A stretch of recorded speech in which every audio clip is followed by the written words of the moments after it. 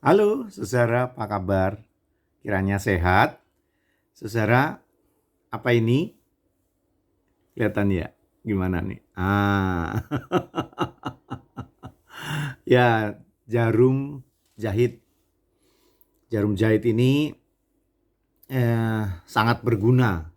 Apalagi kalau ini pasangannya ini ya eh, lepas gitu kancing bajunya. Waduh, ini kalau nggak ada jarum jahit ini kita bisa nggak jadi pergi atau pada saat satu acara gagal total karena jarum jahit, benda yang sangat kecil ini. Dan buat kita yang udah berumur memasukkan benang ke lubang jarum ini, wih, tantangan tersendiri nih saudara ya.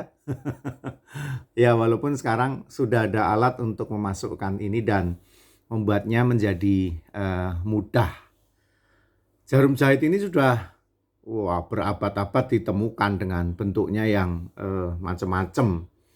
Dan baru tahun 1800-an ada orang yang mematenkan ya model jarum jahit semacam ini. Dan selain itu juga jarum untuk mesin jahit. Ya, ini kalau ini kan jarum jahit tangan. Nah, kira-kira gitu. Saudara, dalam Alkitab terkait lubang jarum ini, firman Tuhan berbunyi demikian, saudara. Markus 10 ayat 25. Lebih mudah seekor unta melewati lubang jarum daripada seorang kaya masuk ke dalam kerajaan Allah. Markus 10 ayat 25. Lah ya apa ya mungkin unta masuk ke sini. Saya pernah naik unta, kalau sudah duduk di atasnya itu ketinggiannya bisa hampir 2 meter, saudara. Jadi kalau ngelihat ke bawah itu serem, takut jatuh itu, saudara ya. Lah kok bisa masuk ke lubang jarum ini? Rupa-rupanya itu sebuah peribahasa ya, saudara ya. Peribahasa untuk menunjukkan kepada dalam hal apapun, ya, dalam hal apapun ada yang jauh lebih sulit, ya, ada yang jauh lebih sulit daripada orang lain. Ya, contohnya adalah itu, orang kaya lebih sulit masuk surga dibandingkan onta masuk lubang jarum. Jadi artinya ayat ini mau mengatakan sulit sekali orang kaya masuk surga.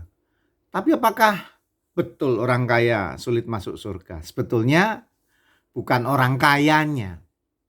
Tapi yang Yesus persoalkan adalah bagaimana orang kaya itu berperilaku.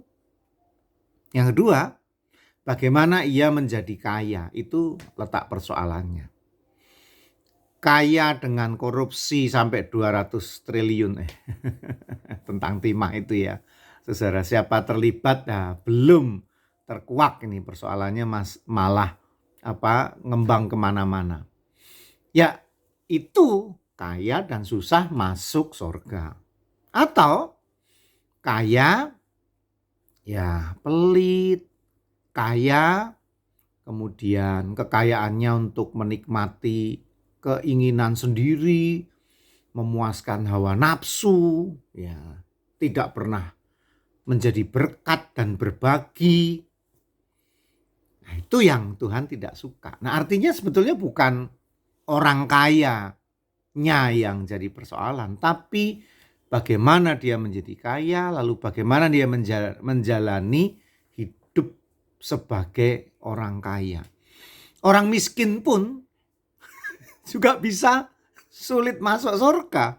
Kalau udah miskin pemabuk, udah miskin suka bikin onar, sudah miskin ya, dan seterusnya dan seterusnya. Jadi persoalannya bukan status dirinya itu, tapi apa yang dikerjakannya di masa lalu, masa kini, dan nanti gitu. Karena bagi Tuhan tuh yang penting adalah kamu sekarang ini seperti apa.